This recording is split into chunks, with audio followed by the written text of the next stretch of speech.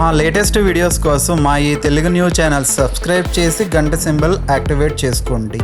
రేపే వసంత పంచమి. ఈ చెట్టును తాకితే చాలు సంవత్సరమంతా ధనం వస్తూనే ఉంటుంది. పట్టిందల్లా బంగారంలాగా మారుతుంది. మీ జీవితంలో మీరు ఊహించని మార్పులు వస్తాయి. కేవలం ఈ ఒక్క చెట్టును తాకటం వల్ల సంవత్సరమంతా ధనం వస్తూనే ఉంటుంది.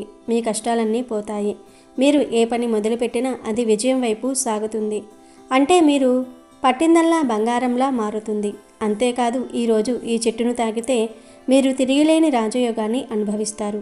చదువుల తల్లి, జ్ఞాన ప్రధాని అయిన ఆ సరస్వతీదేవి జన్మించిన ఈ అద్భుతమైన రోజున ప్రకృతిలోని దైవశక్తిని ఆవాహన చేసుకున్న ఈ చెట్టును తాకితే సకల దేవతల ఆశీర్వాదం మీకు లభిస్తుంది. ముఖ్యంగా ఈ వసంత పంచమి రోజున ఈ చెట్టును తాకటం వల్ల మీ ఇంట్లో ఉన్న దరిద్రము, దోషాలు మొత్తం పోతాయి. మీకు ఉన్న కష్టాలన్నీ మంచులా కరిగిపోతాయి. మీరు అనుభవించే ప్రతి ఆర్థిక సమస్య తీరిపోతుంది. మీకు అఖండమైన రాజయోగం పడుతుంది. మీ ఇంట్లో ధనధాన్యాలకు కొదవ లేకుండా కనక వర్షం కురుస్తుంది. అంతేకాదు, ఈరోజు మీ పిల్లల చేత ఈ చెట్టును తాకింపజేస్తే వారి తెలివితేటలు పెరుగుతాయి, జ్ఞానం పెరుగుతుంది అని శాస్త్రాలు చెప్తూ ఉన్నాయి. మరి ఈ వసంత పంచమి రోజు మీరు ఏ చెట్టును తాకితే అపర కుబేరులుగా మారి మీ ఇంట్లో సకల శుభాలు కలుగుతాయో ఈ వీడియోలో వివరంగా తెలుసుకుందాం. అంతేకాదు, వసంత పంచమి రోజున ఏ కూర తినకూడదు, ఏ కూరలు తప్పనిసరిగా వండి మీ పిల్లలకు పెట్టాలి, ఏ రంగు దుస్తులు ధరించాలి, పూజ ఎలా చేయాలి అనే విషయాలను కూడా తెలుసుకుందాము. ఈ విషయాలన్నీ తెలుసుకునే ముందు మీకు ఒక చిన్న మనవి. ఈ వీడియో మీకు నచ్చినట్లయితే వెంటనే ఒక లైక్ చేయండి. మన ఛానల్ను ఇప్పటివరకు సబ్స్క్రైబ్ చేసుకోకపోతే వెంటనే సబ్స్క్రైబ్ చేసుకోండి. అలాగే మీ పిల్లల చదువు బాగుండాలని, మీ కోరికలు నెరవేరాలని కోరుకుంటూ కింద ఉన్న కామెంట్ బాక్స్లో ఓం సరస్వతియే నమః అని భక్తితో కామెంట్ చేయండి. వసంత పంచమి రోజున ప్రకృతి అంతా కొత్త కళలను సంతరించుకుంటుంది.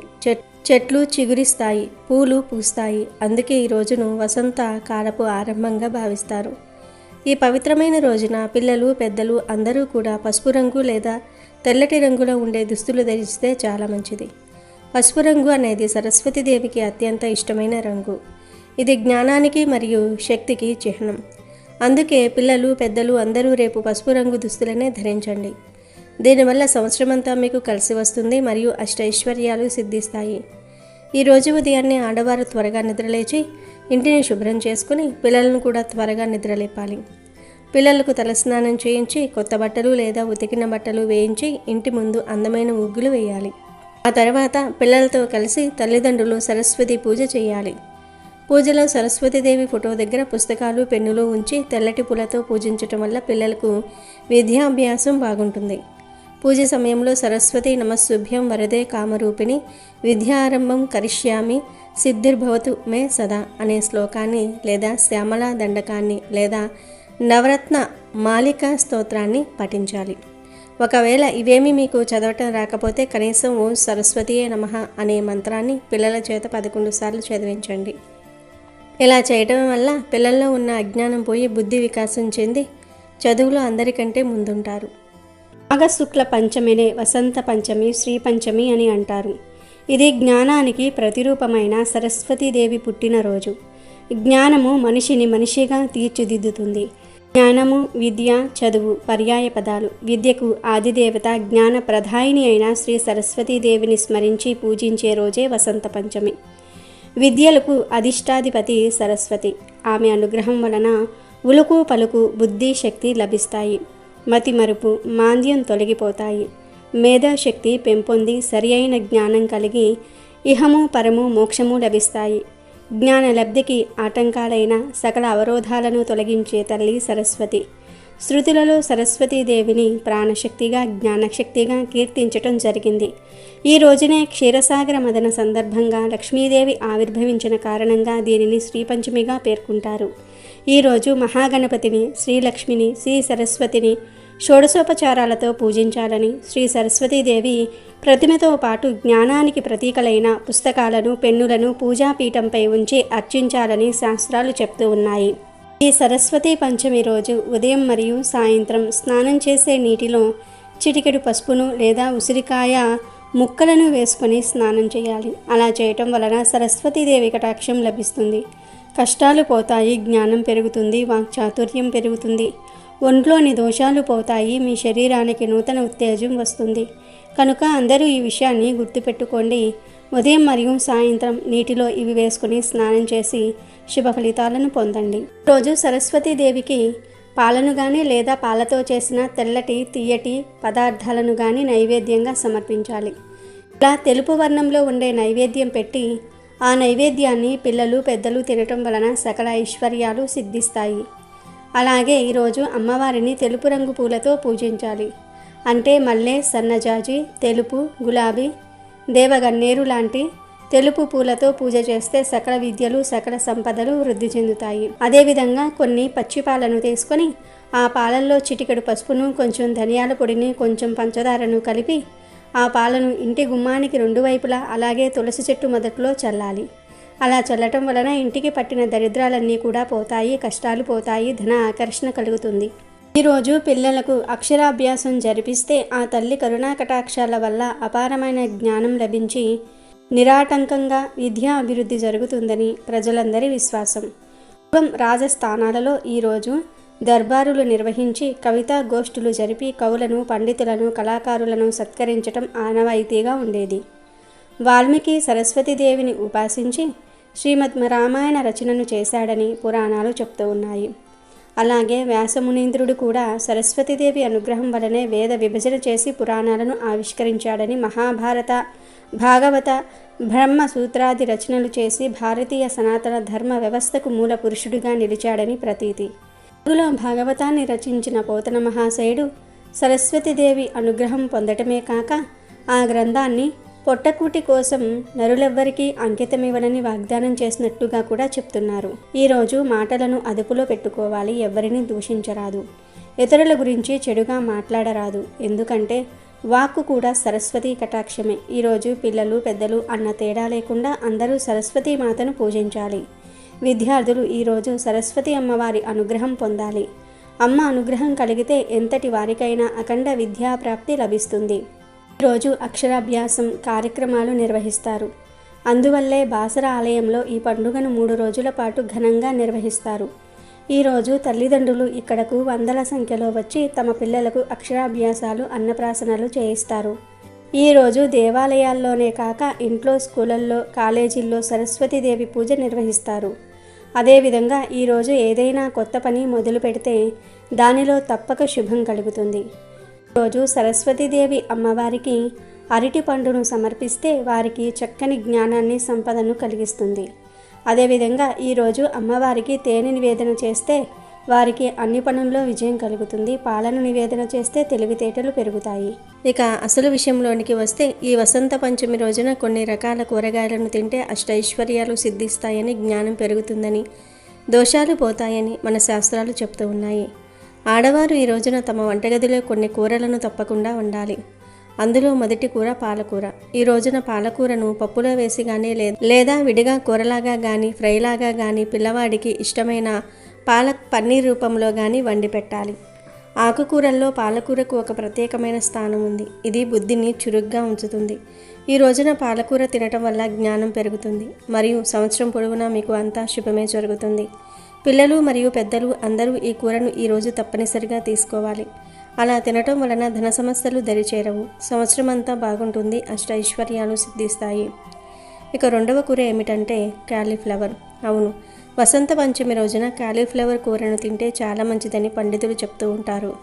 పిల్లలు ఈ కూరని ఇష్టంగా తింటారు కాబట్టి క్యాలీఫ్లవర్ ఫ్రై కానీ, గోబీ 65 కానీ, లేదా గోబీ మంచూరియా రూపంలో కానీ ఏదో ఒక విధంగా వారికి వండి పెట్టండి. ఇలా చేయటం వల్ల పిల్లలు విద్యలో రాణిస్తారు. పెద్దలకు తాము చేసే పనుల్లో విజయం లభిస్తుంది. సకల సంపదలు మిమ్మల్ని వరిస్తాయి. అలాగే ఈ రోజున క్యారెట్కు కూడా ఒక ప్రత్యేకత ఉంది. ఈరోజు క్యారెట్ను జ్యూస్ రూపంలో కానీ, హల్వాలాగా కానీ, లేదా కూర రూపంలో కానీ, ఫ్రై రూపంలో కానీ తీసుకోవాలి. క్యారెట్లో ఉండే పోషకాలు శరీరానికి శక్తిని ఇవ్వటమే కాకుండా ఈ రోజున క్యారెట్ తినటం వల్ల పిల్లలకు ఉండే అపమృత్యు దోషాలు తొలగిపోతాయి. అసలు వండలేకపోయినా కనీసం ఒక మంచి క్యారెట్నైనా పిల్లల చేత తినిపించండి. అది వారికి ఎంతో రక్షణను ఇస్తుంది, దోషాలను పోగొడుతుంది. అలాగే ఈ రోజున వండాల్సిన మరో అద్భుతమైన కూర మునగాకు. మునగాకును పప్పులో వేసి కానీ లేదా ఫ్రై లాగా కానీ కూరలాగా కానీ ఈరోజు పిల్లలకు వండి పెడితే అష్టైశ్వర్యాలు సిద్ధిస్తాయి. మునగాకు శరీరానికి బలాన్ని ఇవ్వటమే కాకుండా బుద్ధిని పదును పెడుతుంది. ముఖ్యంగా మగపిల్లలు ఉన్నవారు ఈ కూరలను అస్సలు మిస్ అవ్వకండి. మగపిల్లల జాతకంలో ఏవైనా దోషాలు ఉన్నా, చదువు మీద ఏకాగ్రత కుదరకపోయినా ఈ రోజున ఈ కూరలను వండి పెట్టి వారికి తినిపిస్తే వారి భవిష్యత్తు బంగారుమయమవుతుంది. అపమృతి దోషాలు పోయి ఆయుష్ పెరుగుతుంది. వారు గొప్ప స్థాయికి ఎదుగుతారు. అయితే శ్రీ పంచమి రోజున ఒక ముఖ్యమైన విషయాన్ని గుర్తుంచుకోవాలి. ఈ రోజున వంకాయ కూరను తినకూడదు. అలాగే మాంసాహారంకు ఈరోజు దూరంగా ఉండటం చాలా మంచిది. అంటే చికెను, మటను, చేపలు, రొయ్యలు, పీతలు, నత్తలు, గవ్వలు, గుడ్లు, ఎండు రొయ్యలు, ఎండు చేపలు ఇలాంటివేమీ ఈరోజు తినకూడదు. ఇది చాలా అంటే చాలా ముఖ్యం.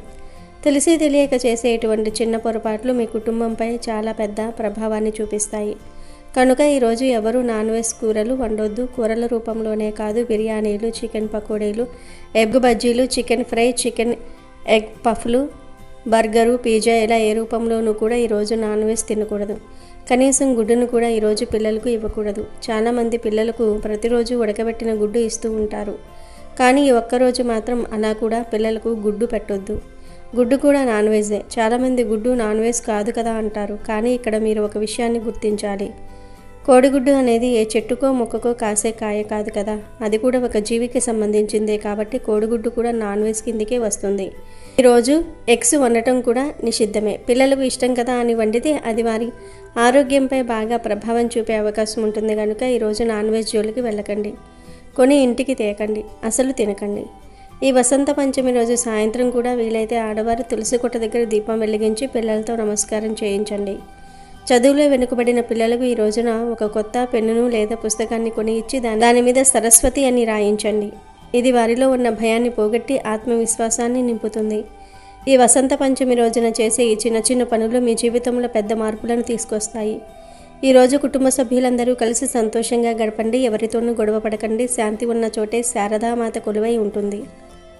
ఋగ్వేదంలోనూ, దేవీ భాగవతంలోనూ, బ్రహ్మ వైవర్త పురాణంలోనూ, పద్మపురాణంలోనూ చదువుల తల్లి సరస్వతీదేవి గురించి వివిధ గాథలు ఉన్నాయి. వాగ్బుద్ధి, వివేకం, విద్య, కళలు, విజ్ఞానం వీటన్నిటికీ ఆదిదేవత సరస్వతీదేవి.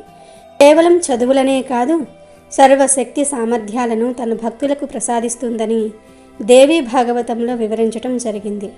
ఈరోజు సరస్వతీదేవిని భక్తి శ్రద్ధలతో పూజిస్తే ఎవరు దొంగిలించబడిన జ్ఞానం అనే విద్యను మనకు ప్రసాదిస్తుంది.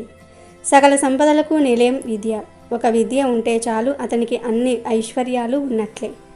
మన ఇంట్లో ఉన్న ధనాన్ని ఎవరైనా దొంగిలించవచ్చు, కానీ మన విద్యను దొంగిలించటం ఈ సృష్టిలో ఎవరి తరం కాదు.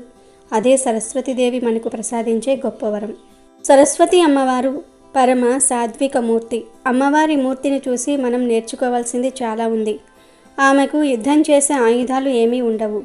బ్రహ్మ వైవర్త పురాణంలో సరస్వతీదేవిని అహింసకు ఆదినాయికగా చెప్పడం జరిగింది. అహింస ద్వారా మనం సాధించగలిగేది ఏమీ లేదని, జ్ఞానం ద్వారా దేన్నైనా సాధించవచ్చునని, మంచి ఆలోచన జ్ఞానంతో ఎలాంటి విజయాలునైనా సరే సాధించవచ్చునని, అన్నిటికీ మూలం విజయాన్ని అమ్మవారి మూర్తి ద్వారా మనం గ్రహించగలగాలి. పూర్వం శంభు, నిశంభులు అని ఇద్దరు రాక్షసులు అన్నదమ్ములు ఉండేవారు. ఈ రాక్షసులు చాలా బలమైన వారు. అంతా నాకే కావాలి అని అత్యాశతో ఉండేవాళ్ళు. మేమే రాజుగా ఉండాలి అని అనుకునేవారు. పలు సంవత్సరాల పాటు బ్రహ్మ కోసం ఏకాగ్రతతో తపస్సు చేస్తారు. బ్రహ్మ ప్రసన్నమై ఏం వరం కావాలో కోరుకోమంటాడు. ఎవరి నుంచి మరణం లేకుండా కేవలం స్త్రీ ద్వారానే మరణం కలగాలని వరం కోరుకుంటారు. ఎందుకంటే స్త్రీలు అబలలు, వారు మమ్మల్ని ఏం చేయలేరు అనే అజ్ఞానంతో ఆ కోరిక కోరుకుంటారు. బ్రహ్మగారు వరం ఇచ్చేస్తాడు. ఇక వరగర్వంతో శంభు నిశంభులు స్వర్గానికి వెళ్ళి యుద్ధం చేసి అక్కడున్న కల్పవృక్షము, కామధేనువు అన్నిటినీ కూడా తెచ్చుకుందామని ప్రయత్నిస్తారు. ఆ వస్తువులను ఎవరు సృష్టించారు? వారి దగ్గరికి వెళ్ళి పట్టుకోవటం మంచిదని నారదుడు ఆ శంభు నిశంభులకు విన్నవిస్తారు. నారదుడు ఆ మాట అనగానే శంభు నిశంభులు పాతాళానికి వెళ్ళిపోతారు. శంభు నిశంభులు భూలోకానికి వెళ్ళి ఋషులను, మునులను భయపెడతారు. మీరు చేసే యజ్ఞ యాగాదులు మాకే చెందాలని హెచ్చరిస్తారు. ఋషులు యజ్ఞయాగాదులు చేయటం మానేసి తపస్సు చేసుకునేవారు. భూలోకంలో దేవలోకంలో అందరూ విసిగిపోయి అమ్మవారి దగ్గరికి వెళ్ళి వాళ్ళ బాధలను విన్నవించుకున్నారు. నారాయణుడు అమ్మవారికి ఈ విధంగా మొరపెట్టుకున్నారు. నీవు ఏదో ఒక రూపంలో ఏదో ఒక రూపం ధరించి వారిని నశింప చెయ్యమని వేరుకుంటారు. అప్పుడు అమ్మవారిలో నుంచి సరస్వతీదేవి అమ్మవారు బయటకు వచ్చింది. తెల్లటి హంస మీద కూర్చొని తెల్లటి వస్త్రాలు ధరించి వీణ వాయించుకుంటూ మహాసరస్వతి అమ్మవారు ఉద్భవించినది.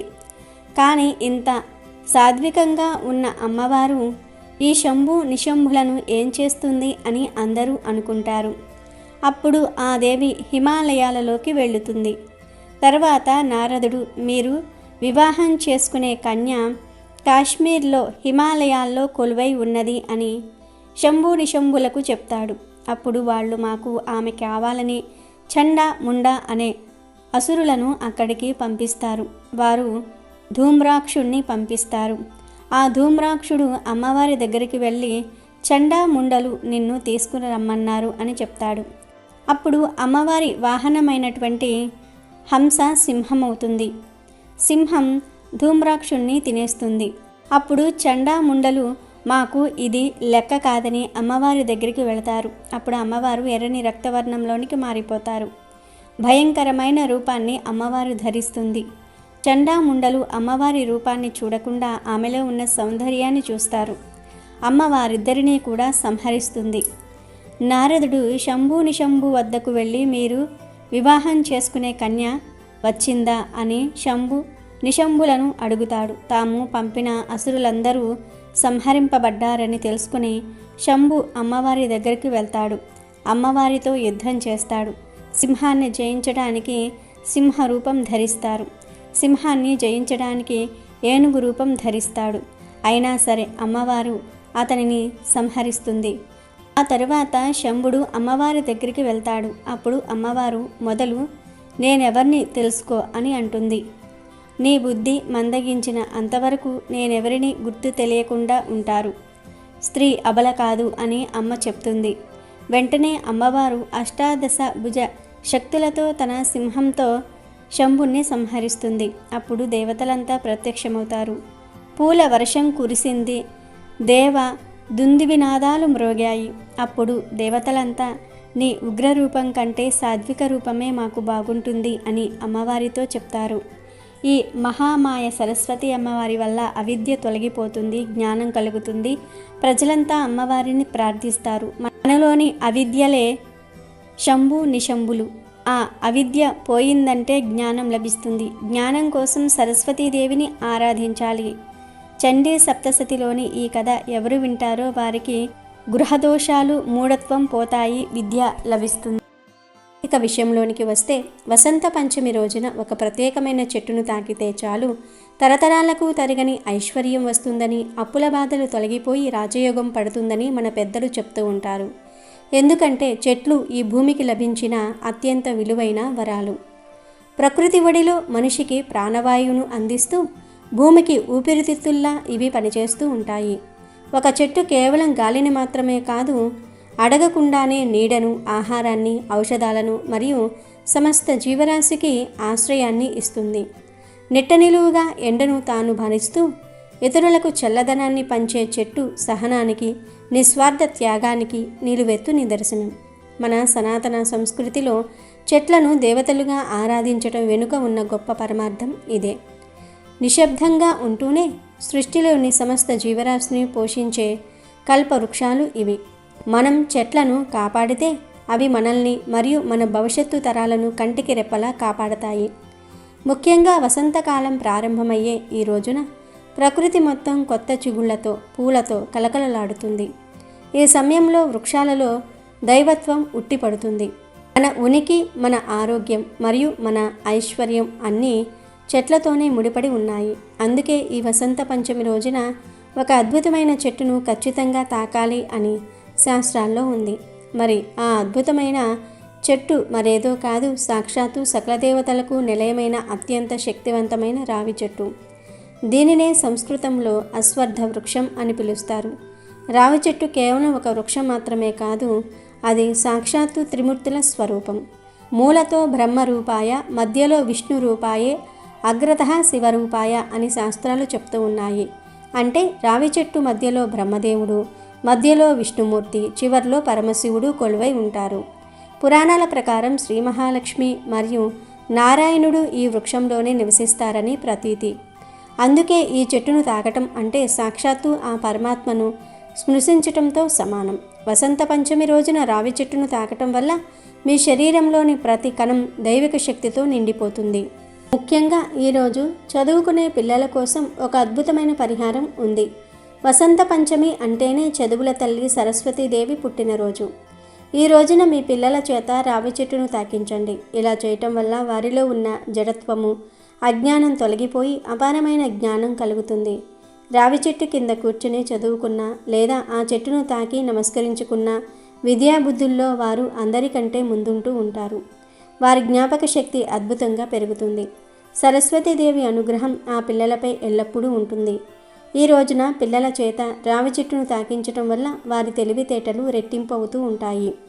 రావి చెట్టుకు ఉన్న ఆధ్యాత్మిక మరియు శాస్త్రీయ శక్తి అమోఘమైనది. ఇది 24 గంటలు ప్రాణవాయువును అందించటమే కాకుండా తన చుట్టూ ఉన్న నెగిటివ్ ఎనర్జీని గ్రహించి పవిత్రమైన గాలిని వదులుతుంది. వసంత పంచమి నాడు సూర్యోదయ సమయంలో కానీ లేదా రోజంతా మీకు ఎప్పుడు వీలున్నా సరే దగ్గరలో ఉన్న రావి చెట్టు దగ్గరకు వెళ్ళండి. ఆ చెట్టును ప్రేమగా భక్తితో తాకండి. రావి చెట్టు ఆకులు గాలి లేకపోయినా కదులుతూ ఉంటాయి. ఇది ఆ చెట్టులోని నిరంతర చైతన్యానికి సంకేతం. మన జీవితంలో కూడా అటువంటి చైతన్యాన్ని, ఎదుగుదలను ఈ చెట్టు ప్రసాదిస్తుంది. ఈ పవిత్రమైన రోజున రావి చెట్టు మొదట్లో కొంచెం నీరు పోసి పసుపు కుంకుమలతో అలంకరించి వీలైతే ఒక నెయ్యి దీపం వెలిగించండి. ఆ తర్వాత ఆ చెట్టును 11 సార్లు తాకుతూ మీ మనసులోని కోరికను చెప్పుకోండి. మీకు ఉన్న ఆర్థిక ఇబ్బందులు, అప్పుల బాధలు, ఇంట్లో ఉన్న మనస్పర్ధలు అన్నీ ఆ వృక్ష రాజ్యానికి విన్నవించుకోండి. ముఖ్యంగా పిల్లలతో కూడా ఈ చెట్టుకు నమస్కారం చేయించి 11 సార్లు తాకించండి. ఇలా చేయటం వల్ల పిల్లల జాతకంలో ఉన్న బుధ దోషాలు పోయి వారు చదువులో రాణిస్తారు. రావి చెట్టును తాకటం వల్ల శని దోషాలు కూడా తొలగిపోయి అదృష్టం వరిస్తుంది. ఎవరైతే దీర్ఘకాలంగా అనారోగ్యాలతో బాధపడుతూ ఉన్నారో, ఎవరికైతే సంపాదన ఉన్నా చేతిలో డబ్బు నిలవటం లేదో అటువంటి వారందరూ కూడా ఈ వసంత పంచమి రోజున తప్పకుండా రావి చెట్టును తాకి ప్రార్థించాలి. మీ బాధలన్నీ ఆ వృక్ష రాజ్యానికి చెప్పుకోండి. రావి చెట్టు నుండి వచ్చే గాలిని కాసేపు పీల్చండి. ఆ గాలిలో ఉండే దైవిక శక్తి మీకు రక్తాన్ని శుద్ధి చేస్తుంది. తద్వారా మీలో కొత్త ఉత్సాహం, ధైర్యము కలుగుతాయి. ఈ సృష్టిలో ప్రతి వృక్షానికి ఒక ప్రత్యేకత ఉంటుంది. కానీ రావి చెట్టుకు మాత్రం సకల దేవతల ఆశీర్వాదం ఉంటుంది. కాబట్టి ఎక్కడ రావి చెట్టు కనిపించినా అశ్రద్ధ చేయకండి. ఈ వసంత పంచమి వేళ ఈ చెట్టును తాకటం ద్వారా మీరు పొందే పుణ్యం కోటి యజ్ఞాలు చేసిన ఫలితంతో సమానం. ఈరోజు ఈ చెట్టును తాకితే ఏడాది పొడవునా మీకు ధనానికి ఎటువంటి లోటు ఉండదు. మహాలక్ష్మి మీ ఇంట్లో స్థిర నివాసం ఉంటుంది. సరస్వతీదేవి మీ నాలుకపై కొలువై ఉంటుంది. నెగిటివ్ ఎనర్జీ మొత్తం పోయి పాజిటివ్ ఎనర్జీ మీ సొంతం అవుతుంది. కాబట్టి రేపు రాబోయే వసంత పంచమి అవకాశాన్ని అస్సలు వదులుకోవద్దు. మీ పిల్లలతో కలిసి వెళ్ళి రావి చెట్టును తాకండి. అన్ని శుభాలే జరుగుతాయి. అమెజాన్లో బెస్ట్ డిస్కౌంట్స్ కోసం వీడియో డిస్క్రిప్షన్లో లింకు ఉంది, చూడండి. అలాగే మా టెలిగ్రామ్ ఛానల్ సబ్స్క్రైబ్ చేసుకోండి.